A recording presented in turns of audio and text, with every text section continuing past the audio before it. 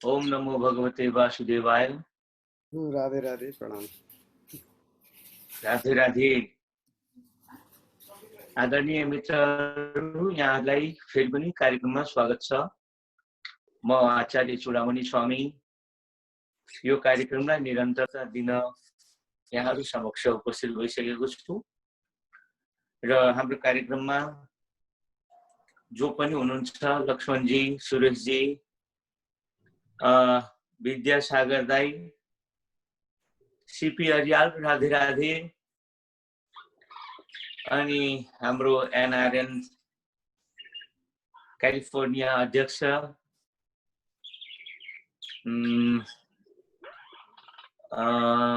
अरु पनि जो मित्रहरू हुनुहुन्छ सबैलाई म फेरि पनि हार्दिक स्वागत गर्न चाहन्छु। आउनुहोस् कार्यक्रमलाई फेरि निरन्तरता दिँदै महर्षि पतञ्जलिले लेखेको योग सूत्र जो आफैमा अत्यन्तै कम बोल्ने प्रयास गरेको पाइन्छ। सूत्र भनेकै थोरै बोलेर धेरै बुझाउन सकिने वाक्य नै सूत्र हुन्। फेरि महर्षि पतञ्जलिको कार्यकाल आजभन्दा झन्डै 5000 वर्ष अगाडि महर्षि पतञ्जलिको कार्यकाल मानिन्छ।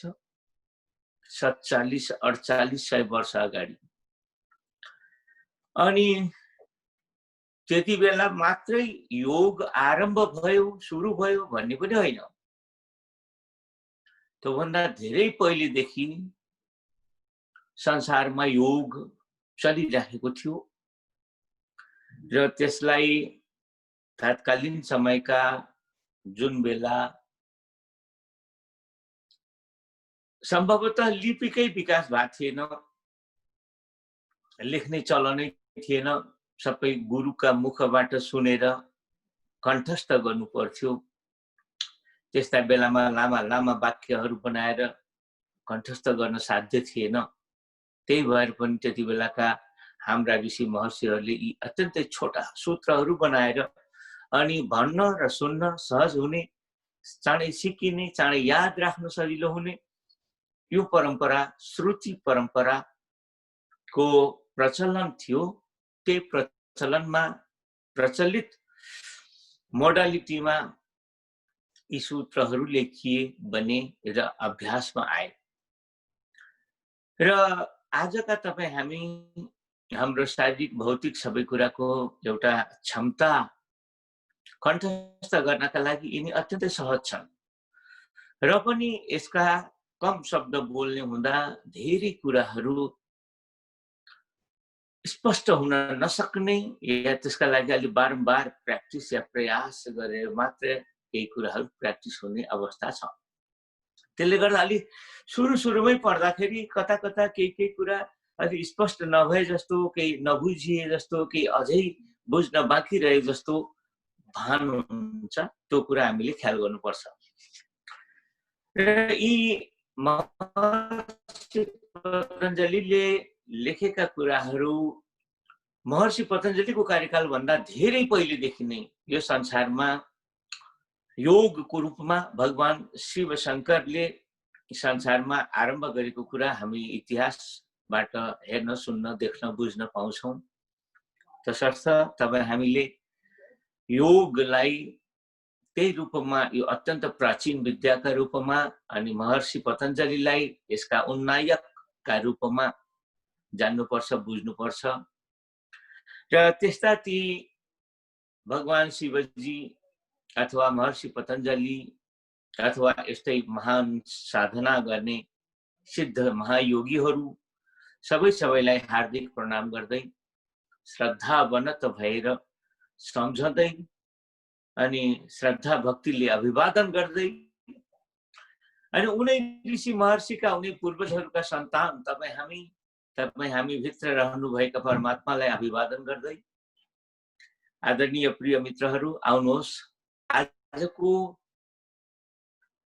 यो योग चर्चामा महर्षि पतञ्जलिद्वारा लिखित पातञ्जल योग सूत्रको प्रथम अध्याय समाधिपादको पनि 41 नम्बरको सूत्रसम्म हामीले केही विचार गरिसकेका छौँ र त्योभन्दा अगाडिको कुराहरू सम्भवतः आजको यो अध्यायमा यो अध्याय पूरा गरिन्छ। साधन पाद अब अघिल्लो अध्यायतिर प्रवेश गर्ने कोसिस पनि गरिनेछ। हामीले महर्षि पतञ्जलिका 30औं 32औं 35औं सूत्रहरूमा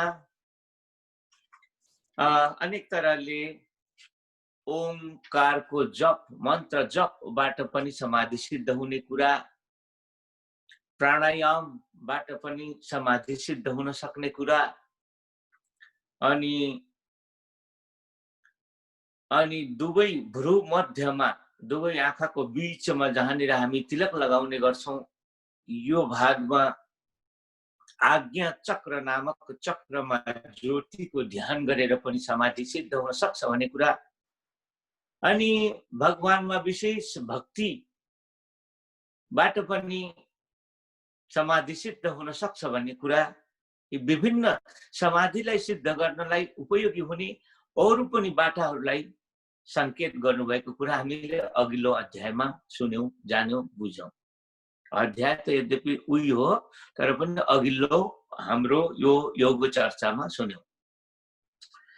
अब यो अध्यायको करिब अन्तिमतिरका केही विषयवस्तुहरू, यो समाधि पाद नामको अध्याय हो। समाधिलाई नै अर्थ्याउन, बताउन, बुझाउन महर्षि पतञ्जलिले यो अध्यायमा प्रयत्न गर्नुभएको छ। समाधि के हो, समाधि के हो र कस्तो हुन्छ, कति थरी हुन्छ, कसरी कसरी हुन्छ आदि इत्यादि बताउने प्रयत्न स्वरूप हामीलाई धेरै कुराहरू समाधिको बारेमा, योगको बारेमा महर्षिले संकेत गरिसक्नुभयो। हामीले धेरै कुराहरू बुझ्यौं र यही अझै समाधिका गहन विषयहरूलाई संकेत गर्दै महर्षि पतञ्जलि यो समाधि पादको 41औं सूत्रमा यसरी हाम्रो समाधिको स्थिति या चित्त वृत्ति जब पूर्णतया निरोध हुन्छ, रोकिन्छ, त्यो अवस्थामा हाम्रो चित्तको स्थिति या समाधिको स्थिति कस्तो रहन्छ तत्सम्बन्ध भन्दै हुनुहुन्छ। क्षीणवृत्तेः अभिजातस्य इव मणिर ग्रहण ग्राह्येषु तदस्थ तदञ्जनता समापत्ति। अर्थात जब तपाईं हामी ध्यान गर्न बस्दै जाँदा, ध्यान गर्दै जाँदा, मन एकाग्र हुँदै जाँदा, मन शान्त हुँदै जाँदा, चित्तमा उठ्ने वृत्तिहरू क्रमशः हराउँदै जाँदा तपाईं हामी भित्र 3 तहका भेदहरू छन्। आत्माको एउटा तह छ, चित्तको अर्को तह छ, इन्द्रियहरूको अर्को तह छ, अनि विषय वस्तु जो बाह्य जगत छ त्यसको भिन्न तह छ। यी भिन्न भिन्न तहहरू स्पष्ट रूपमा देखिन आउँछन्। जब चित्तका वृत्तिहरू सब शान्त हुन्छन्, समाधि लाग्नका लागि योग्य वातावरण बन्दछ, चित्तवृत्ति पूर्णतया निरुद्ध भइसके पश्चात स्वाभाविक रूपमा यी जो भेद बुद्धिले देखेका जानेका विषय वस्तुहरू हुन्, यिनीहरूका बीचमा रहेको भेद बुद्धि समाप्त हुन्छ र अटोमेटिक यी सबै एक बन्न थाल्दछन्। हाम्रो आत्मा, हाम्रा चित्त, हाम्रो इन्द्रिय अनि बाह्य विषय वस्तु सबै समान रूपले एकाकार बन्दछन्, एक बन्दछन्। अनि यस प्रकारले योगीले चित्तबाट दुई नहुने अवस्था अनुभव गर्छ। दुई हुने बित्तिकै ध्यान भग्न हुन्छ, बिग्रिन्छ। हरेक चीज सर्वत्र एक रूप हुन सक्नु नै असली ध्यानको अवस्थामा पुग्नु हो। त्यही कुरालाई महर्षि पतञ्जलिको यो समाधि पादको 41औं सूत्रले संकेत गरेको छ।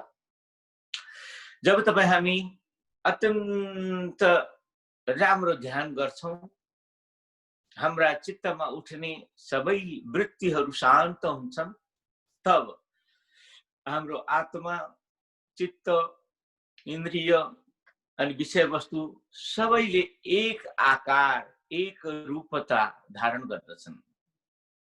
अनि त्यो अवस्थामा ध्यान बन्दछ, एकीकृत बन्दछ। दुईटा सामग्री नै कहीँ कतै देखिँदैन। यो नै सही अवस्थामा समाधि उन्मुख ध्यान हो। आदरणीय मित्रहरू, अब यसै गरी 42औं सूत्रमा हेरौं। तत्र शब्दार्थ ज्ञान विकल्पैः संकीर्णा सवितर्काः समापत्तिः। हामीले अघिल्लो यही अध्यायको अघिल्लो सूत्रमा 17औं नम्बरको सूत्रमा सवितर्क विचार आनन्द अस्मिता अनुगमात् सम्प्रज्ञातः भनेर 4 तरहको समाधि सम्प्रज्ञात समाधि हो र त्यसपछिको समाधि असम्प्रज्ञात समाधि हो भन्ने किसिमका कुरा 17औं नम्बरको सूत्रमा संकेत गरेर आएका छौं। त्यसमा भनिएको जो सवितर्क समाधि हो, निर्वितर्क समाधि हो, त्यसका बारेमा यहाँ फेरि अझै स्पष्ट पार्दै भन्दै हुनुहुन्छ महर्षि पतञ्जलि। तत्र शब्दार्थ ज्ञान विकल्पै संकीर्णा सवितर्का समापत्तिः। अर्थात् शब्द, अर्थ र त्यसबाट उत्पन्न ज्ञान जब मिश्रित रूपमा रहिरहन्छ त्यसलाई सवितर्क समाधि भनिन्छ। आदरणीय मित्रहरू, तपाईँ हामीले शब्द सुन्छौं। कानले शब्द सुन्न साथ यसको चित्तका साथमा संयोग हुन्छ। इन्द्रिय र चित्तको संयोग भएन भने कानले सुनेर पनि सुनेको थाहा हुँदैन। इन्द्रिय र चित्तको संयोग भएन भने आँखाले देखेर पनि देखेको थाहा हुँदैन। मैले देखेँ भन्न सक्दैन। इन्द्रिय र चित्तको संयोग भएन भने तत्तक इन्द्रियहरूले काम गर्दैनन्, किनकि इन्द्रियका पछाडि चित्तको ठुलो हात रहन्छ। हामीले जुन कुनै पनि शब्द सुन्छौं, शब्द सुन्न साथ त्यसको अर्थ पनि हाम्रो बुद्धिमा उपस्थित हुन्छ। यदि कहीँ कतै कहिल्यै कहीँ पनि अर्थ नबुझिएको शब्द सुनियो भने त्यस्तो शब्दले अर्थ पनि उपस्थित हुँदैन। त्यसैले जहिले पनि शब्द र शब्दका साथमा कनेक्सन गरिएको हाम्रो बुद्धिमा बनाएर राखिएको अर्थ अनि शब्द र अर्थ, यी दुवैबाट उत्पन्न हुने ज्ञान, यी 3 चीज जबसम्म रहिरहन्छ हाम्रो मन मस्तिष्कमा, हाम्रो चित्तमा, यो यस प्रकारको समाधिलाई स्थूल समाधि पनि भन्न मिल्छ र सवितर्क समाधि भने पनि हुन्छ। यो मोटामोटी समाधि हो, यो बाह्य समाधि हो, यो अलिकति स्थूल समाधि हो, यो कम्प्लिट समाधि चाहिँ होइन। समाधि हो तर पनि यो कम्प्लिट समाधि होइन भनेर यसलाई यस प्रकारको समाधिलाई सवितर्क समाधि हो भन्ने प्रयास, यहाँ समाधिको भेद गर्ने प्रयास गरेको देखिन्छ।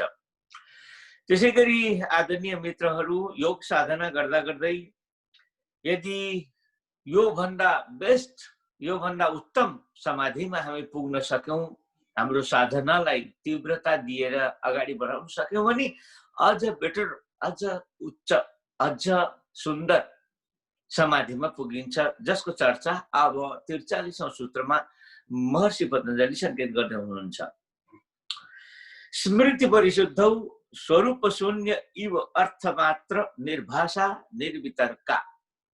यो सवितर्क समाधि भन्दा उत्तम समाधि जुन बखतमा तपाईँ हामी सहज ध्यान गर्दै जाँदा, सघन ध्यान साधना गर्दै जाँदा, जब कुनै पनि गुण सँग हाम्रो कनेक्सन हुँदैन, सत्वगुण, रजोगुण, तमोगुण इत्यादि कुनै पनि गुणसँग हाम्रो कनेक्सन हुँदैन, त्रैगुण्य विषय आवेदा निस्त्रैगुण्यो भव अर्जुन, भगवान श्री कृष्णले निस्त्रैगुण्य अर्थात् 3 गुणदेखि पर हुनका लागि जुन किसिमले गीतामा अर्जुनलाई संकेत गर्नुभएको छ, ठिक त्यही कुरा यहाँ हामीले बुझ्नुपर्छ। निस्त्रैगुण्य अर्थात् सत्वगुण, रजोगुण, तमोगुण, यी तीनै गुण भन्दा साम्यावस्था या परपट्टिको अवस्था।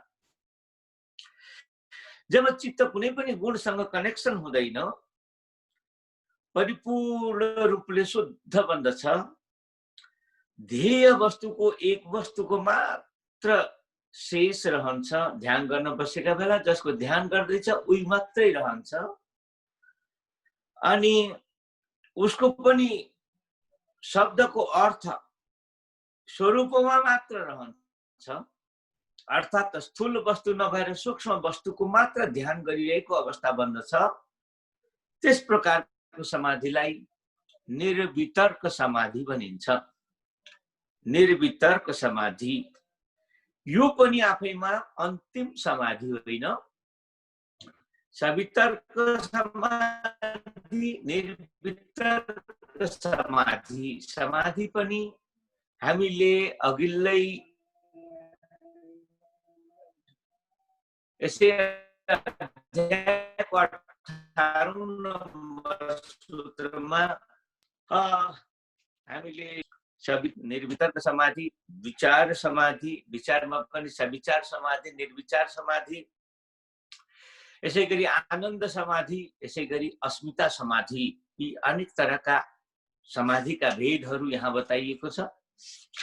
र यी अनेक तरहका समाधिहरू मध्ये यी जो सवितर्क समाधि र निर्वितर्क समाधि यहाँनिर अहिले हामीले चर्चा गर्यौं, यी दुवै प्रकारका समाधिहरू फेरि पनि उत्तम समाधि हैनन्, अन्तिम समाधि हैनन्। अन्तिम समाधिमा चढ्दै जाँदा, पुग्दै गर्दा बीचमा आइपर्ने सुरुका समाधि हुन्, जो आफैमा कम्प्लिट हुँदैनन्। यसमा के कमी रहन्छ त्यो कुरा अगाडि भन्दै हुनुहुन्छ।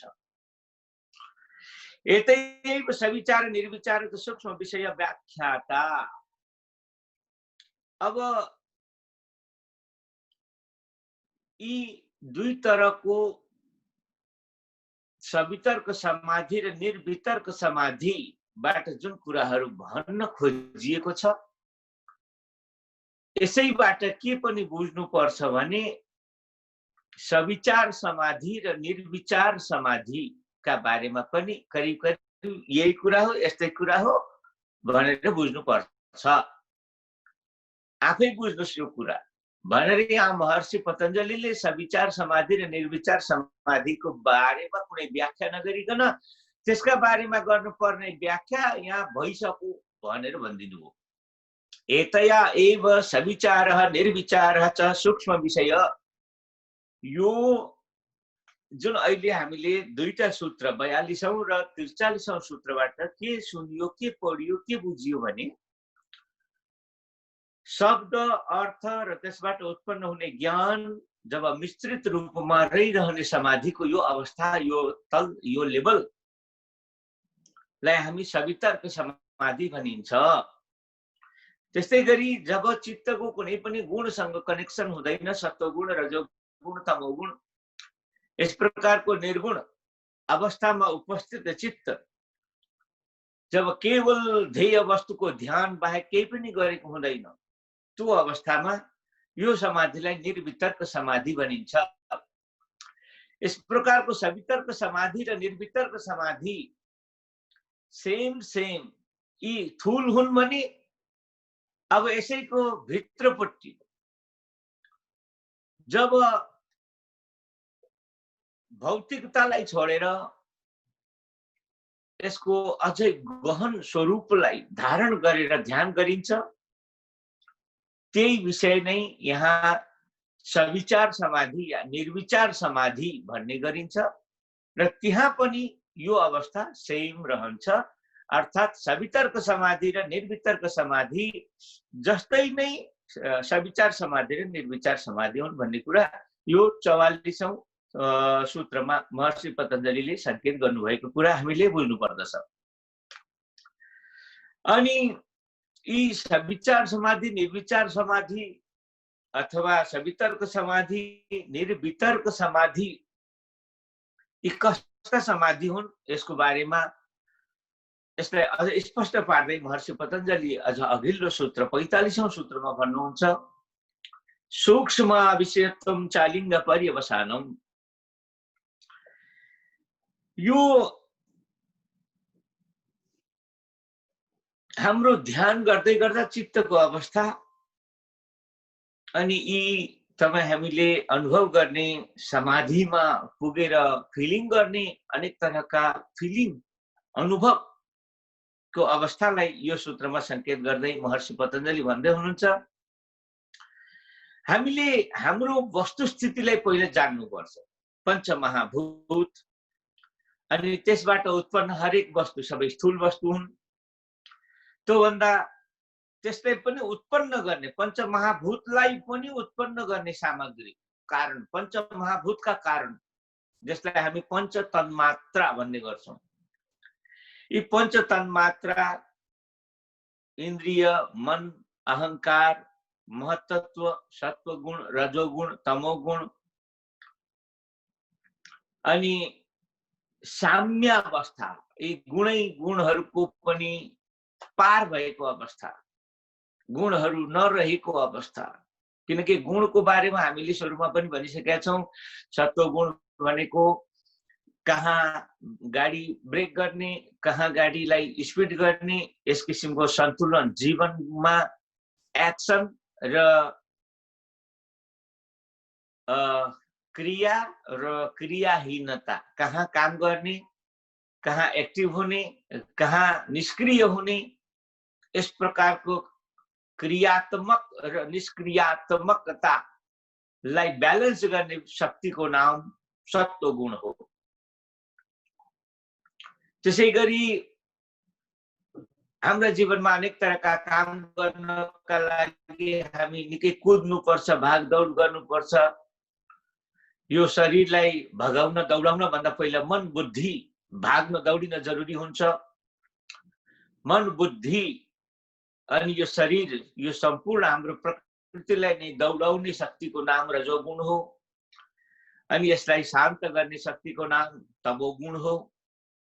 यसरी सत्वगुण, रजोगुण, तमोगुण यी तीनै गुणहरूबाट जब हामी ध्यानको, साधनाको, समाधिको अवस्थामा पार पुगिराखेका हुन्छौं, तीनै गुणभन्दा अगाडि पुगिराखेका हुन्छौं, त्यो साम्य अवस्था जहाँ तीनटै गुणको प्रभावबाट हामी मुक्त हुन्छौं। यी सबै कुराहरूलाई यहाँ सूक्ष्म शब्दले यो सूत्रमा संकेत गर्दै हुनुहुन्छ महर्षि पतञ्जलि र भन्नुहुन्छ, सूक्ष्म अविषयत्वं चालिङ्ग पर्यवसानम। सूक्ष्म विषयको सीमा सत्व, रज, तमको साम्यावस्थासम्म मानिन्छ। अर्थात माथि जो समाधिहरू बताइए, सवितर्क समाधि, निर्वितर्क समाधि, सविचार समाधि, निर्विचार समाधि, यी सबै बाह्य समाधि हुन्। समाधि असली समाधिमा नपुग्दै समाधिको भान गराउने समाधिहरू हुन्। र यो कहाँ तक देखिन्छ भने त्रैगुण्य विषय वेदा, भगवान श्री कृष्णले अर्जुनलाई तीनै गुण भन्दा परपट्टि जाने जुन संकेत गर्नुभएको छ गीताको दोस्रो अध्यायमा, त्यही तीनै गुण भन्दा परपट्टिको अवस्था, साम्य अवस्थासम्म संकेत गर्ने समाधिहरू हुन्। सवितर्क, निर्वितर्क, सविचार, निर्विचार यी नामका समाधिहरू त्यो अवस्थासम्म मात्रैले यसले संकेत गर्दछ।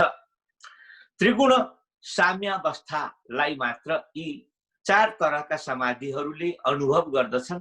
त्यो भन्दा परपट्टिको अझ उच्चतम अवस्थालाई संकेत गरेका होइनन्। ती कुराहरूलाई संकेत गर्ने अरू नै विषय छन्। त्यहाँ पुग्नका लागि अझ भन्यो भने सम्प्रज्ञात समाधि भन्दा पनि अझ अगाडि असम्प्रज्ञात समाधि छ। हामी असम्प्रज्ञात समाधिमा पुगेपछि मात्र समाधि कम्प्लिट हुन्छ। यही कुरालाई यो 45औं संख्याको यो सूत्रले संकेत गर्न खोजेको छ।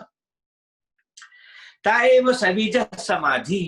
अब यसलाई किन यसरी वर्गेलेर किन यति चाहिँ यो राम्रो समाधि होइन भन्न बल गरिरहनु भएको छ? समाधि त समाधि यही हो।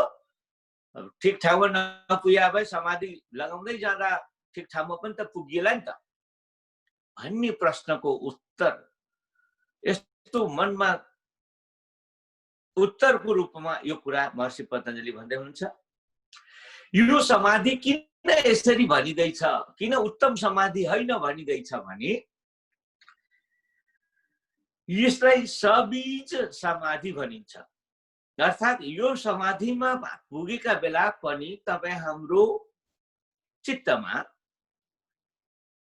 पूर्व जन्मका पूर्व कर्महरूका, यही जन्ममा गरिएका पनि कर्महरूका बीज संस्कार रूपमा चित्तमा बनिरहन्छ, शेष रहिरहन्छ।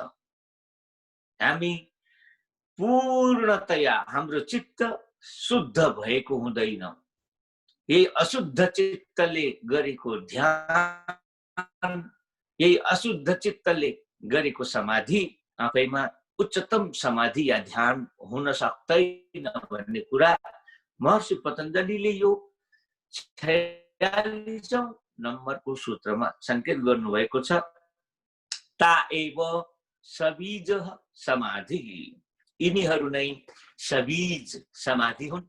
पूर्व जन्ममा या यसै जन्ममा पहिले गरेका खूब बारम्बार गरिएका जुन कर्महरू छन् तिनको जो वासना, तिनको संस्कार उत्तरोत्तर बनिरहन्छ, त्यही संस्कारले त्यही वासनाले गर्दा यो सबीज समाधि मानिएको छ।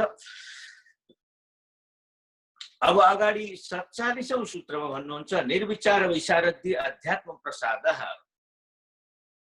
निर्विचार समाधि सिद्ध हुन सक्यो भने हाम्रो चित्तको अवस्था अझ सबल हुन्छ, अझ सुदृढ हुन्छ अनि अध्यात्म प्रसाद अर्थात् आध्यात्मिक आत्मासँगको एउटा फिलिङ, एउटा टच उपलब्ध हुन्छ। आत्मा र चित्त एकाकार बन्दछन्। त्यहाँनिर आत्माको जो आनन्द हो, आत्माको जो गुण हो, आत्माको जो शक्ति हो, त्यो चित्तमा पनि एकाकार बन्न जान्छ। चित्त र आत्मा एउटै भन्दा आत्मामा जे जति पनि गुणहरू छन् त्यही प्रकारका गुणहरू अब चित्तमा पनि अनुभव हुन थाल्छ। चित्त र आत्मा एक अनुभव गर्न थाल्दछन्। अनि त्यसै गरी 48औं सूत्रमा महर्षि पतञ्जलि भन्नुहुन्छ ऋतम्भरा तत्र प्रज्ञा।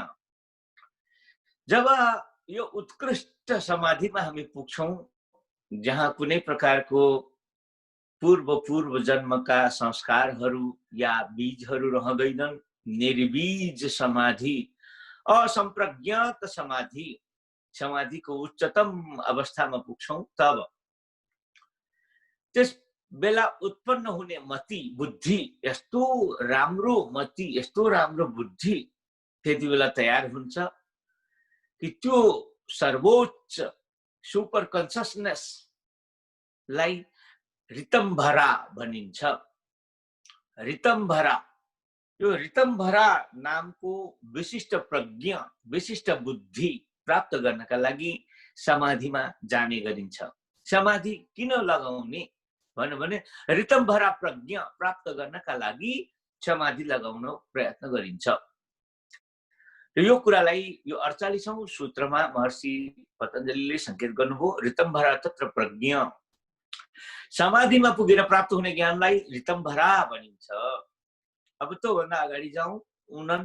49औं नम्बरको सूत्रमा महर्षि पतञ्जलि भन्नुहुन्छ श्रुतानुमान प्रज्ञाभ्याम अन्य विषया विशेषार्थत्वात्।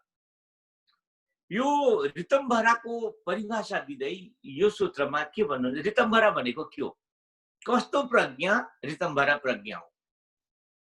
कस्तो ज्ञान ऋतम्भरा ज्ञान हो भन्दा श्रुत अर्थात् तपाईँ हामीले सुनेका शब्द, जुन शब्दले सुने पश्चात अर्थ बुद्धिमा उपस्थित हुन्छ र हामी अनेक काममा प्रवृत्त हुन्छौँ, व्यवहार प्रवृत्त हुन्छ। यो सुनेका या अनुमानद्वारा प्राप्त उपलब्ध यी सबै तरहका ज्ञानहरू भन्दा पनि अन्य विषय, यो अर्कै ज्ञान हो। ऋतम्भरा ज्ञान भनेको भिन्नै ज्ञान हो, जो सुनेर पाइँदैन, जो अनुमानद्वारा पाइँदैन, जो इन्द्रियहरूको प्रत्यक्षद्वारा पनि पाइँदैन। तर ऋतम्भरा समाधिमा उपस्थित भएर ऋतम्भरा प्रज्ञाद्वारा प्राप्त गर्ने विषय अत्यन्तै विषय हुन्छ, अत्यन्तै विशेष हुन्छ, अत्यन्तै उत्कृष्ट हुन्छ भन्ने कुरा यो 49औं सूत्रमा महर्षि पतञ्जलिले संकेत गर्दै भन्नुहुन्छ। श्रुत अनुमान प्रज्ञाभ्याम अन्य विषया विशेषार्थत्वात्। अब अझ अघिल्लो सूत्र 50औं नम्बरको सूत्रमा भन्नुहुन्छ तज्जः संस्कारो अन्य संस्कार प्रतिबन्धी। अर्थात्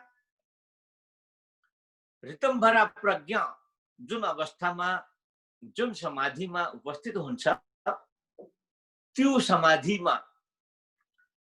समाधिबाटै एउटा नयाँ प्रकारको ज्ञान आउन थालेपछि नयाँ प्रकारको संस्कार उत्पन्न हुन थाल्छ र नयाँ प्रकारको संस्कारले अरू पुराना प्रकारका संस्कारलाई रोकिदिन्छ।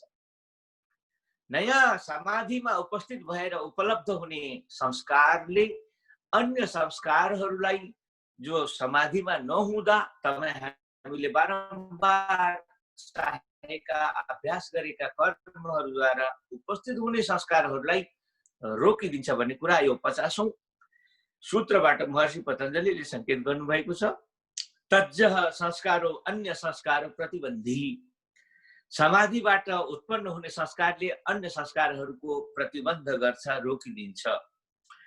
यसैगरी यो अध्यायको समाधिपादको अन्तिम सूत्रमा हामी आइपुगेका छौं। तस्यापि निरोधे सर्वनिरोधात् निर्बीजः समाधि।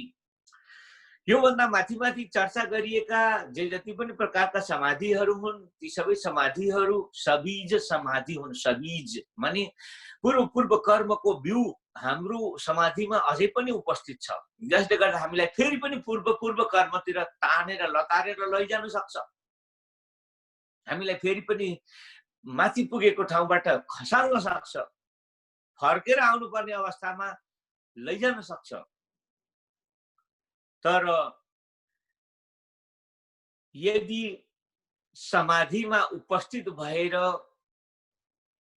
अनि समाधिमा उपस्थित हुने संस्कार विकसित हुँदै गयो र अन्य संस्कारहरूलाई त्यो समाधिबाट उत्पन्न संस्कारले ब्रेक डाउन गर्दै गयो भने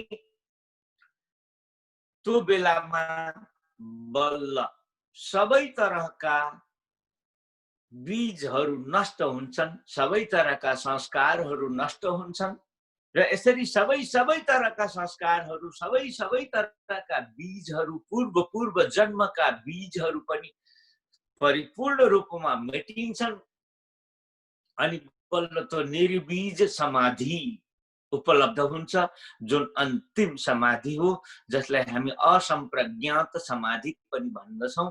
असम्प्रज्ञात समाधि भन्नुस् या निर्बीज समाधि भन्नुस् या अन्तिम समाधि भन्नुस्, यही अन्तिम समाधिको चर्चा गर्दै महर्षि पतञ्जलिले समाधिपादको यो पहिलो अन्तिम सूत्रमा हामीलाई के भन्दै हुनुहुन्छ भने तस्यापि निरोधे सर्वनिरोधात् निर्बीजः समाधि।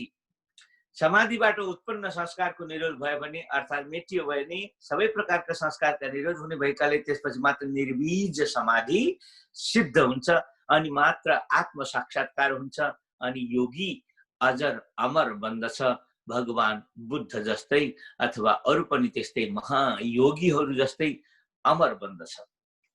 आदरणीय प्रिय मित्रहरू,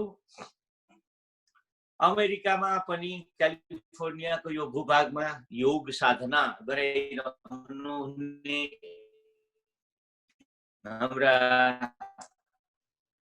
योगी लक्ष्मणजी, सुरेश र योग साधना गरिरहनुहुने अनेकन हाम्रा मित्रहरू जो जति पनि हामीलाई यो कार्यक्रममा हेरिरहनु भएको छ, सुनिरहनु भएको छ, महर्षि पतञ्जलिको योग सूत्रको चर्चा र योग साधनासँग सम्बन्धित यी विविध कुराहरूलाई सुनिरहनुहुने हाम्रा प्रिय मित्रहरूलाई फेरि पनि म हार्दिक धन्यवाद भन्दै आजको यो महर्षि पतञ्जलिको पातञ्जल योग सूत्रको प्रथम अध्याय स्वरूप समाधिपादको यो सूत्र व्याख्यान क्रमलाई म यहीँनिर पूर्णता प्रदान गर्दै अब हामी प्रश्नोत्तरतिर जाँदैछौँ। कुनै पनि मित्रलाई आज चर्चा गरिएका पातञ्जल योग सूत्रहरूमाथि कहीँ कतै कुनै प्रकारको प्रश्न छ भने प्रश्न गर्न सक्नुहुन्छ र मैले यथासम्भव यसको उत्तर दिएर यहाँहरूको जिज्ञासा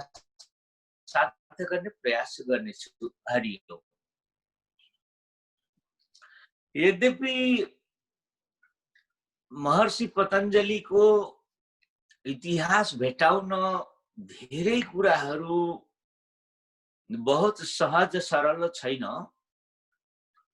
तर पनि इतिहासकारहरूले जे जति भेटाएका छन् यतिन्जेल हामीले जे जति त्यसलाई पढ्यौं जान्यौं बुझ्यौं तत् सम्बन्धमा मैले जानेको कुराहरू यहाँ राख्दैछु। यो इतिहासकारहरूले खोज्दै जाँदा दुई तरहले महर्षि पतञ्जलिको धेरै नालीबेली प्राप्त गर्न नसकेको कुराहरू भन्ने गर्छन्। जस्तै एक त योगीहरूले आफ्नो नाम राखिरहन रहर गर्दैनन्, त्यही भएर कहीँ कतै ढुङ्गामा शिलालेखमा यताउता इम्पोर्टेन्ट ठाउँमा नाम लेखेर राखेनन्। आज महर्षि पतञ्जलिको कुरा गर्ने हो भने त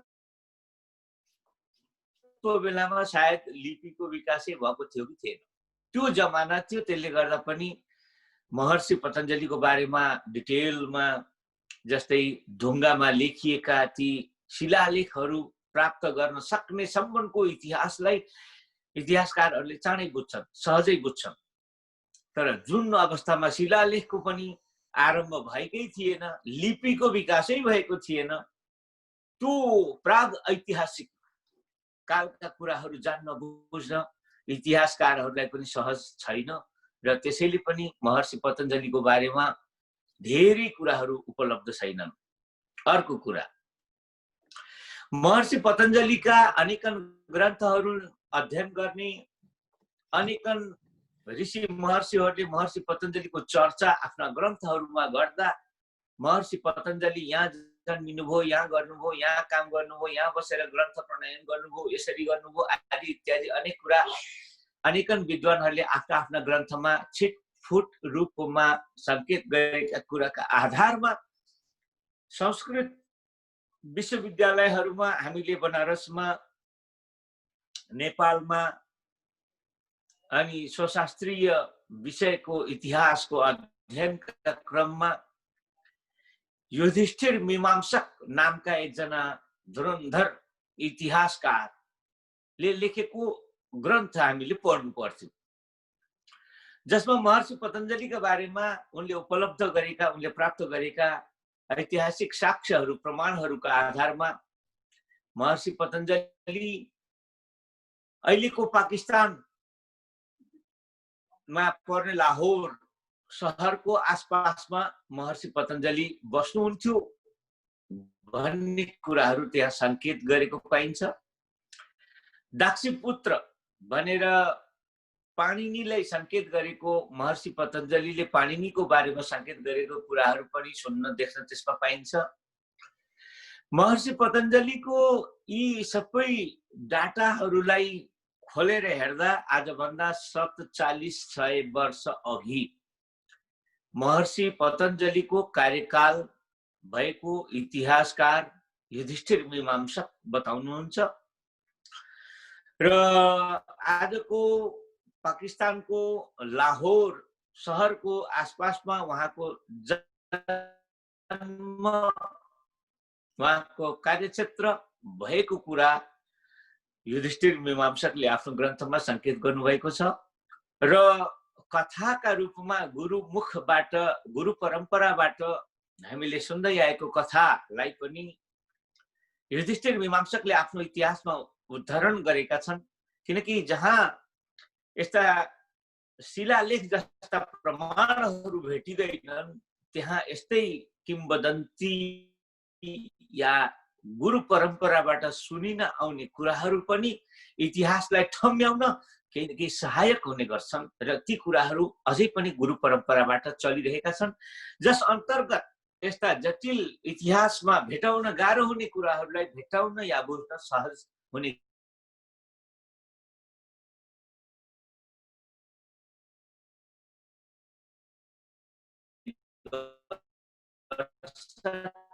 त्यो के हो भने महर्षि आफैमा शेषनाग जो हाम्रा क्षीर सागरमा शेषनागको शैयामा सुत्ने गर्नुहुन्छ र त्यही बस्ने, त्यही नै उहाँको दरबार हुन्छ र शेषनागकै शैया बिस्तारा पनि र शेषनागकै छाता छानो पनि, त्यस्तो हामीले चित्रहरू देख्ने गर्छौं। अनि एक दिनको कुरा हो, यो गुरु परम्पराबाट हामीले सुनेका कुरा, युधिष्ठिर मीमांसकको इतिहासमा पनि संकेत गरिएको कुरालाई म लक्ष्मणजीको प्रश्नको उत्तर स्वरूपमा सुनाउँदैछु है त। अनि क्षीर सागरमा भगवान विष्णु शेषनागमाथि सुतिरहनु भएको सधैँ सुत्ने जस्तै, तर एक दिन विष्णु भगवान अत्यन्त छटपटाइरहनु भयो, भगवानलाई निद्रा परेन। अनि त्यो देखेर शेषनागले प्रश्न गर्नुभयो, भगवान के भयो, आज तपाईलाई अप्ठ्यारो भयो, मैले राम्रो आसन राम्रो बिस्तारा बनाइन कि तपाईलाई किन निद्रा परेन, किन छटपटाइरहनु भयो? यस प्रकारको शेषनागको प्रश्न सुनेर भगवान श्रीहरि भन्नुहुन्छ, 200 वर्ष अगाडि महर्षि पाणिनीले अत्यन्त राम्रो संस्कृत व्याकरण लेख्नुभयो, तर यो पढ्ने पढाउने मान्छे संसारमा हराउँदै गए। यो अत्यन्त दिव्य ज्ञान, दिव्य विज्ञान, यो संस्कृत भाषा जसमा थोरै पढेर थोरै बोलेर पनि धेरै कुरा बताउन सक्ने ठूलो सामर्थ्य छ, जुन संस्कृत भाषा अहिलेका कलियुगमा गरिब दरिद्र अथवा शक्तिले गरिब अनि सामर्थ्यले दरिद्र, बौद्धिक क्षमताले दरिद्र, तमाम कुराले कमजोर मान्छेका लागि यो संस्कृत भाषा अत्यन्त उपयोगी हुने थियो। यस्तो अत्यन्त उपयोगी संस्कृत भाषा र त्यसको व्याकरण पढ्ने मान्छेहरू निकै कम भएर गएको देख्दा, पढ्ने मान्छे नभएको देख्दा अत्यन्त चिन्ता परेको छ। शेषनाग यो कसरी पढाउने होला, यो कलियुगमा दुःख पाउने मनुष्यहरूलाई यो पढाउन पाए, यो बुझाउन पाए मनुष्य मात्रको कल्याण हुने थियो, ठुलो उपलब्धि हुने थियो।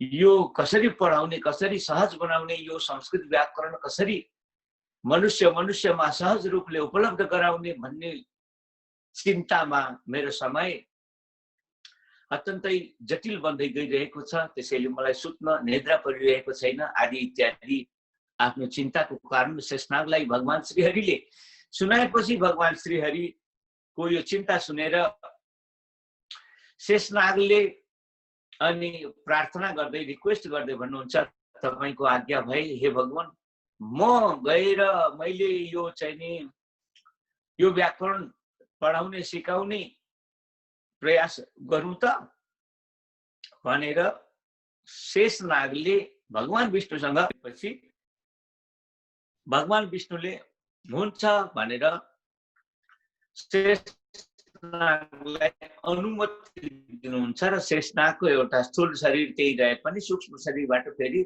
अर्को शरीर धारण गर्न सक्ने, यो उहाँहरू त योग साधनामा अत्यन्तै सिद्ध भएकाले जब जहाँ जुन प्रकारको शरीर धारण गर्नु पर्यो त्यहाँ त्यही प्रकारले शरीर धारण गर्न समर्थ हुनुहुन्थ्यो। अनि उहाँ चाहिँ यो महर्षि पाणिनीको संस्कृत व्याकरण विद्यालाई पढाउनका लागि अब नयाँ ठाउँ खोज्दै जाने क्रममा गंगा किनारमा गंगामा स्नान गरेर सूर्यलाई अर्घ दिँदै गरिरहेका, यसरी चाहिँ नि पानी चढाइराखेका कुनै भगवानका भक्तका हातमा पानीमा बग्दै बग्दै सानो सर्प पानीमा बग्दै बग्दै त्यस्ता चाहिँ सूर्यलाई अर्घ दिँदै गरेका भक्तका हातमा पुग्नुभयो र त्यो भक्तको हातमा आएको पानीमा त्यो सानो सर्प पनि थियो। त्यो सानो सर्प, त्यो शेषनाग पनि हातमा अरू बेला पानी उठाए जस्तै पानी उठाएर आएर खस्यो, फेरि पनि बार बार त्यसरी उठ्दै खस्दै गर्यो। अनि त्यो बेलामा त्यो सर्पले त्यो भगवानको भक्तसँग रिक्वेस्ट गर्दै भन्छ, ए भक्त, तिमीले मेरो कुरा सुन, मलाई तिम्रो सहयोग चाहिएको छ। म तिमीसँगै तिम्रो कमण्डलमा पानीमा बसेर तिम्रो घर गएर तिमीले पालेर म ठुलो भएर यहाँ कुनै काम गर्न चाहन्छु, तिमीले मलाई सहयोग गर भनेर त्यो सर्पले भनेपछि अनि त्यहाँनिर यो पानी हातमा लिँदै अनि फेरि खसाल्दै गर्दा यो पानीसँग खस्दै गरेको सर्पले यस प्रकारका कुराहरू भनेको सुन्दा त्यो भक्त बडा विचित्र अनुभव गर्छ, दङ्ग पर्छ र यो के हो, यो सर्प कहाँबाट आयो, यो को बोल्दैछ भनेर हेर्दै गर्दा पतत अञ्जलीबाट खस्दै गरेको यो सर्पको विचित्रताले नै उहाँको नाम पतञ्जली यस्तो बन्न गएको छ। संस्कृत व्याकरणमा पतत प्लस अञ्जली बराबर पतञ्जली, यसरी पतञ्जली शब्दको निर्माण हुने प्रक्रिया अचो अन्त्यादि टी इत्यादि सूत्रहरूद्वारा टी संज्ञा गरेर पततको अन्तिमको अत भागलाई हटाइन्छ र पत प्लस अञ्जली बराबर पतञ्जली, यसरी यो शब्द बन्दछ। पतत अर्थात् खस्दै गरेको, अञ्जली अर्थात् यो हातको यो मुद्रा। हामी बिहानमा भगवानलाई यस्तो नदीमा तालाबमा गएर नुहाएपछि यसरी जल चढाउने गरिन्छ।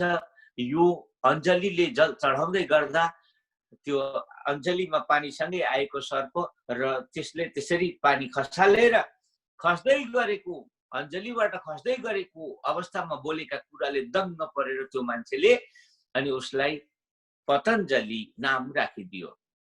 यसरी महर्षि पतञ्जलीको नामकरण भएको मानिन्छ र यो नाम धारण गर्नभन्दा पहिले महर्षि पतञ्जली शेष नागको रूपमा हुनुहुन्थ्यो पनि इतिहास पाइन्छ, गुरु परम्पराबाट यो कुरा सुन्न पाइन्छ, बुझ्न पाइन्छ।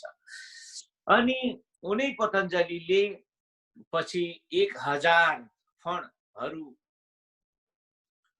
1000 मुखबाट 1000 विद्यार्थीहरूलाई एकसाथ पढाउनुहुन्थ्यो, एउटा मुख एउटा विद्यार्थीका लागि, यस्तो ढङ्गले पढाउनुहुन्थ्यो। अनि आफूले पढाउँदै गर्दा यस प्रकारको यो नागहरूको मुखमा विष जहर हुने गर्छ र यो हावाबाट मुखमा भएको जहर बाहिर गयो भने विद्यार्थीहरूलाई असर गर्न सक्छ, विद्यार्थीहरूलाई हानि नोक्सानी स्वास्थ्य बिगार्न सक्छ भनेर महर्षि पतञ्जली आफ्ना विद्यार्थीहरूलाई पढाउँदै गर्दा यो पर्दा लगाएर पढाउनुहुन्थ्यो। एक दिन उत्सुक एउटा विद्यार्थीले हाम्रा गुरु कस्ता हुनुहुन्छ भनेर हेर्नलाई पर्दा उठाइदियो। संयोगवश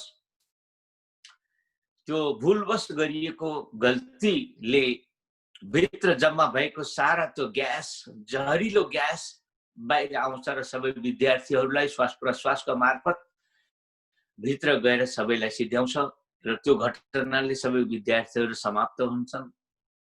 अनि फेरि सबै विद्यार्थीहरू समाप्त भए पश्चात महर्षि पतञ्जलीलाई बडा दुःख लाग्छ, यो कुन विद्यार्थीको बिठ्याइले यस्तो अनिष्ट हुन गयो भनेर चिन्तामा झोक्रिएर बसिराखेको बेला अर्को एकजना विद्यार्थी त्यहाँ आइपुग्छ। गुरु किन चिन्तामा, अनि यो के भयो, यी हाम्रा साथीहरूलाई के भयो आदि इत्यादि प्रश्न गर्न थालेपछि गुरुलाई रिस उठिराखेको हुन्छ। अनि तिमी कहाँ गएथ्यौ, तिमी यहाँ किन थिएनौ, तिमीलाई मैले पढाउँदा पढाउँदै तिमी किन यहाँ उपस्थित भएनौ आदि इत्यादि कुरा गर्दा पढ्ने पढाउने नियम अनुशासन विपरीत त्यो विद्यार्थी पिसाब लागेर बीचमै गुरुसँग अनुमति नलिकनै पिसाब गर्न गएको रहेछ, जसले गर्दा ऊ बाँच्न पनि सफल भयो एकातिर भने अर्कोतिर पढ्ने पढाउने परम्पराको जो अनुशासन हो त्यो अनुशासनको अवहेलना गरेर पिसाब गर्न जानुभन्दा पूर्व गुरुको अनुमति नलिकन गएको हुनाले यस्तै अनेक अनुशासन भङ्ग गरेका कारण अनि कुपित शेषनाग रिसाएका पतञ्जलिले त्यो विद्यार्थीलाई श्राप दिनुहुन्छ,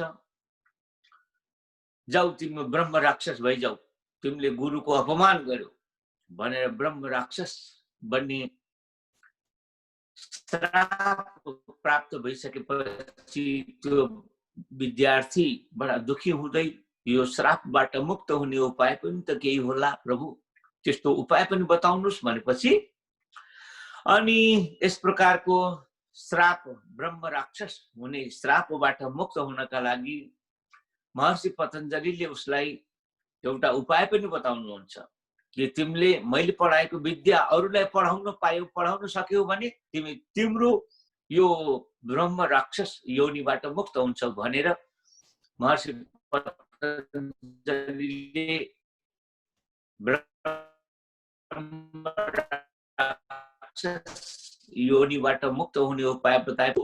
ब्रह्म राक्षस बनेको वायुरूप विद्यार्थी अनि कसलाई पढाउँ यो विद्या र म ब्रह्म राक्षसबाट मुक्त हुँ भन्ने खोजी गर्दै वायु बनेको छ। वायुको रूपमा यत्र तत्र भट्किँदै एउटा चोक चौराहामा पुगेर रुखमा बसेर बाटोमा हिँड्नेहरूलाई तिमी संस्कृत व्याकरण पढ्न योग्य छौ कि छैनौ भनेर सोध्छ, बुझ्छ, खोज्छ। त्यस्तो योग्य मान्छे खोजेर उसलाई पढाउँछ र पढाइसकेपछि अन्तिममा ऊ मुक्त हुन्छ। र त्यो पढाउने बेला कुनै एउटा विद्यार्थी उपलब्ध भएको हुन्छ जसलाई उसले त्यो बरको रुखमा बसेर बरका पातहरूमा लेख्दै तल झराल्दै गर्छ। अनि यसरी लेख्दै तल झराल्दै गएको यो महर्षि पाणिनीको सूत्रहरू उसले पढ्दै जान्छ। तर एक ठाउँमा पुगेर यति धेरै उसले लेखेर झराल्छ कि उसले पढेर भ्याउन सक्दैन। अनि पढेर नभ्याएर थुप्रो लागेका पातहरू कुनै बखत गाई भैँसी या बाख्रा आएर खाइदिन्छन्। अनि ती खाइएका पन्नाहरू उसले पढ्न पाउँदैन। र आज पनि महर्षि पतञ्जलिले लेखेको पातञ्जल योग सूत्र भनिने योग सूत्रमा पाणिनीको व्याकरणमा जुन महर्षि पतञ्जलिले पातञ्जल महाभाष्य लेख्नु भएको छ त्यो ठाउँ ठाउँमा कई सूत्रहरू छैनन्। अनि यी कहाँ गए त महर्षि पतञ्जलिले यिनी सूत्रमा किन पुरा लेखेनन् भन्ने प्रश्नको उत्तरमा यही भन्ने गरिन्छ, महर्षि पतञ्जलिले लेखेर दिनुभएको थियो तर तल पढ्नेले पढ्न सकेन। मेरो गाई बाख्राले चाहिँ यिनी पन्नाहरू यिनी कुरा लेखिएका पत्ताहरू खाइदिएका कारण आज पनि महर्षि पतञ्जलिले लेखेको यो महाभाष्य ठाउँ ठाउँमा अधुरा छ। ठाउँ ठाउँमा विभिन्न सूत्रहरूमाथिको कोही व्याख्यान उपलब्ध नै छैन भन्ने गरिन्छ। त्यसो हुँदा प्रिय मित्र लक्ष्मणजी, मैले जानेका यी विविध कुराहरूबाट, यी विविध सामग्रीहरूबाट महर्षि पतञ्जलिको परिचय प्राप्त गर्न जे जति पनि सहयोग मिल्दछ यही नै यतिन्जेल उपलब्ध महर्षि पतञ्जलिको बारेमा जानकारी हो। महर्षि पतञ्जलिले निकै राम्रा 3वटा शास्त्र लेख्नुभयो, योग शास्त्र अनि पातञ्जल महाभाष्य अर्थात् यो पाणिनीको व्याकरणमाथिको व्याख्यान हो, अनि वैद्यक अर्थात् आयुर्वेद शास्त्र जसलाई चरक शास्त्र पनि भन्ने गरिन्छ। यी तीनै क्षेत्रमा महर्षि पतञ्जलिले यस्ता मूर्धन्य ग्रन्थ लेखेर मान्छेको मनलाई, मान्छेको वाणीलाई, मान्छेको शरीरलाई शुद्ध बनाइदिन अत्यन्तै राम्रो यो प्रयास गरेको पाइन्छ। इतिहासमा यति ठुलो काम गर्ने अन्य कुनै महर्षिहरू देखिन पाइँदैन। तसर्थ पनि महर्षि पतञ्जलि संसारभरि पूज्य हुनुहुन्छ, सम्मानीय हुनुहुन्छ। र यो पातञ्जल योग सूत्रमा पनि हामी उहाँको यो विशिष्टता, यो वैशिष्ट्य अनुभव यति भन्दै आजको प्रश्नको उत्तर सम्भवतः यहाँलाई पुग्यो होला। नपुगेको भए पनि आगामी दिनहरूमा फेरि पनि चर्चा गरि नै रहनेछौँ भन्दै लक्ष्मणजीलाई विशेष रूपमा फेरि पनि धन्यवाद भन्दै अरू मित्रहरूसँग पनि कुनै प्रश्न छ भने यहाँहरूले प्रश्न गर्न सक्नुहुन्छ। म फेरि पनि यहाँहरूको प्रश्न सुन्न तयार छु। हरिओम। सागर, हुन त अब प्रश्नहरू मनमा उब्जिएको छन्। अब थुप्रै अब यो अनुत्तर प्रश्नहरू जस्तो पनि लाग्यो कतिपय कुराहरू। अब यथार्थ र मनोवैज्ञानिक कथाहरू अलिकति फरकै भिन्न कुराहरू हुन्। तापनि यो अलिकति मैले जिज्ञासु के लाग्यो, 5000 वर्ष अगाडि प्रतिपादन भएको महर्षि पतञ्जलिको सूत्रलाई लिपिबद्ध चाहिँ कहिले गरियो र कुन अवस्थामा कसले गर्यो भन्ने कुरा अलिकति जिज्ञासु लाग्यो। हुनुहुन्छ मेरो पनि अलिकति कमजोरी, किनभने तपाईँले लेखिएको किताब अध्ययन गरौँ भनेको यो होइन। म अब चाहिँ उसबाट चाहिँ माग्ने कोसिस गर्दैछु, त्यो अध्ययन गर्न पाएको छैन। संक्षिप्तमा धन्यवाद विद्यासागरजी। अब यो नभए पनि लिपिबद्ध कहिले भयो भन्ने कुरामा पनि अब धेरै इतिहास स्पष्ट छैन, किनकि 5000 वर्ष अगाडि अझै पहिले पनि केही ठाउँहरूमा लिपिको विकास भएको मानिन्छ। जस्तै नालन्दा, तक्षशिला इत्यादि विश्वविद्यालयहरू जो त्यो समय भन्दा पनि पहिलेदेखि चलिरहेका थिए, ती विश्वविद्यालयहरूमा यस प्रकारको अभ्यास गरेको पाइन्छ। तसर्थ यी लिपिहरूको विकास पनि केही त्यस्तै विद्याको ठुलो गढ मानिने, युनिभर्सिटी मानिने त्यस्ता ठाउँहरूमा लिपिको विकास भइराखेको थियो, तर सर्वत्र चाहिँ भएको थिएन। त्यसले गर्दा त्यति बेला लिपि भर्खरै मात्र विकसित भएको भन्ने पनि पाइन्छ। सबै कुराको डिटेल अब यति बेला हुन सक्छ मैले अध्ययन नगरेका कारण पनि, या मैले नभेटेका कारण पनि हुन सक्छ, या हामीले जुन इतिहास पढेर हाम्रा आफ्ना क्लासहरू परीक्षाहरू पास गर्यौं, युधिष्ठिर मीमांसकका ती स्वशास्त्रीय इतिहास भन्ने ग्रन्थहरूमा हामीले त्यो कुरालाई अध्ययन गरेनौं, पाएनौं, खोजेनौं, हामीले भेटाएनौं। त्यसले गर्दा म के भन्छु भने यो प्रश्नको उत्तरमा तक्षशिला इत्यादि युनिभर्सिटीहरूको चर्चा महर्षि पतञ्जलिले पनि गर्नुभएको छ आफ्ना ग्रन्थहरूमा। त्यसो हुँदा महर्षि पतञ्जलि भन्दा पनि पुराना विश्वविद्यालयहरू हुन् ती तक्षशिला इत्यादि विश्वविद्यालय, जहाँ लिपिको विकास भएको मानिन्छ। र त्यो भर्खरै सुरु भएका कारण त्यति धेरै लिपिले संसारैभरि चाहिँ अहिलेको जस्तो सहज वातावरण पाएको थिएन। त्यो तक्षशिला जस्ता युनिभर्सिटी विश्वविद्यालयहरूमा मात्र लिपिको विकास हुँदै गरेको, तर सर्वत्र विकसितमा महर्षि पतञ्जलिको यो पतञ्जल योग सूत्रको चर्चा भएको कुरा हामीले सुनेका छौं, बुझेका छौं।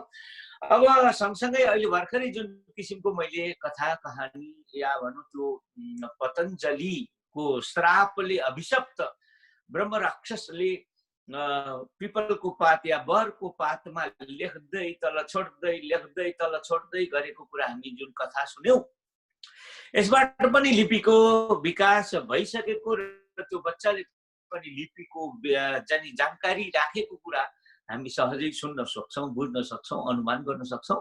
त्यसले गर्दा महर्षि पतञ्जलिको कार्यकाल भन्दा पहिलेदेखि नै लिपिको विकास भएका कुराहरू सुन्नमा आउँछ, तर प्रमाण पुष्टि भने धेरै ठाउँमा गर्न सकिँदैन। यही अब इतिहास धेरै परसम्मको इतिहासलाई पकड्न खोज्दा कही कुरा पकडमा आउँदैन। यो तपाईँ हाम्रो बाध्यता छ।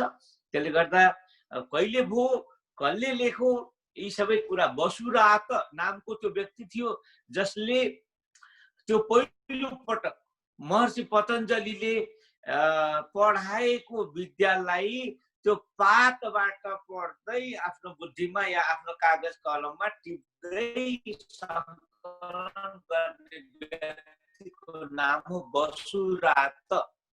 वसुरात नामको कुनै व्यक्तिले त्यसरी सङ्कलन गरेको महाभाष्य हामी तहका क्लासहरूमा हामीले पढ्यौं पनि, विश्वविद्यालयहरूमा मैले धेरै वर्ष पढाएँ पनि। र यो वसुरात नामको व्यक्तिमा आएपछि मात्रै यो ग्रन्थ बन्न सक्यो र पछि अनि यो ग्रन्थ पतञ्जलिको ग्रन्थ भएर बजारमा संसारमा उपस्थित हुन सक्यो।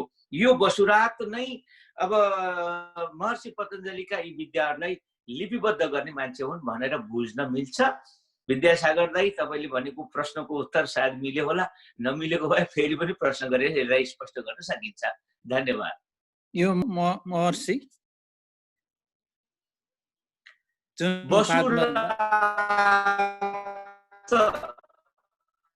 उहाँले चाहिँ कहिले यो भन्नु न पातबाट उसमा जाने के अरे रूपान्तरण गर्नुभएको रहेछ भन्ने कुरा मैले जान्न खोजेको। आजभन्दा 4700 वर्ष अघि यो सबै घटना महर्षि पतञ्जलिको कार्यकाल अनि त्यो वसुरातले यो महाभाष्य लेखेको कार्यकाल आजभन्दा 4700 वर्ष अघि मानिन्छ। महर्षि पतञ्जलिले प्रतिपादन गरेको यो सिद्धान्त अथवा दर्शन अथवा भनौँ न यो सूत्रलाई उहाँले लिपिको रूपमा उतार्नुभयो कि महर्षि पतञ्जलि स्वयंले लेख्नुभयो यो दर्शन चाहिँ? महर्षिले लेख्नुभयो भन्न पनि मिल्छ। अब यहाँ श्रुति परम्परा चलिराखेको थियो, त्यो बेलामा श्रुति परम्परा सबल थियो, बलवान थियो भने भन्ने र सुन्ने मात्रै, लेख्ने परम्परा विकसित त भएको थियो तर सबैमा सर्वत्र समान रूपले लेख्ने परम्परा विकसित भएको थिएन। लेख्ने कुरा चाहिँ विश्वविद्यालयहरूमा मात्रै अभ्यास गरिँदै थियो, सर्वत्र थिएन।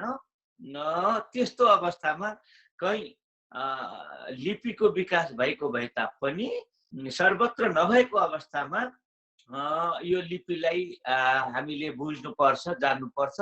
जस्तै आज पनि इन्टरनेट नभएका ठाउँहरूमा स्मार्टफोनहरू चलिरहेका छैनन् भने जस्तै धेरै ठाउँहरूमा इन्टरनेटको चाहिँ प्रसार पनि भइरहेको छ र यस्ता चाहिँ स्मार्टफोनहरूको उपयोग पनि भइरहेको छ भने जस्तै त्यति बेला पनि तक्षशिला विश्वविद्यालय जस्ता विश्वविद्यालयहरूको चर्चा महर्षि पतञ्जलिले आफ्नो पातञ्जलि योग सूत्रमा होइन महाभाष्यमा चर्चा गर्नुभएको छ।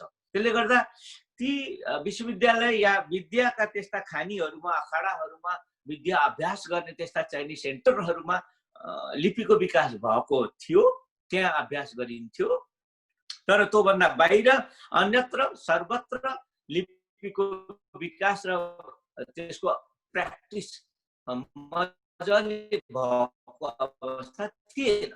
त्यसो हुँदा महर्षि पतञ्जलिको यो योग सूत्र या भनौँ महर्षि पतञ्जलि व्याकरणका सूत्रहरू, अष्टाध्यायीका सूत्रहरू, यी सूत्रहरू कहाँ बने, कसरी बने भनेर सूत्रको इतिहास खोज्दै जाँदाखेरि हामी श्रुति परम्परामा पुग्छौँ, जहाँ लेख्ने चलन नभएकै कारण भन्ने र सुन्ने यही उपायले मात्रै त्यो बेलामा विद्याको अभ्यास गरिने भएका कारण यी सूत्रहरू यति छोटा बन्न पुगे, यति कम बोलेर धेरै कुरा बुझाउन बाध्य हुने किसिमका यस्ता सूत्रहरू बनेका कुरा हामीले हाम्रो इतिहासबाट सुन्छौँ, बुझ्छौँ। त्यसले गर्दा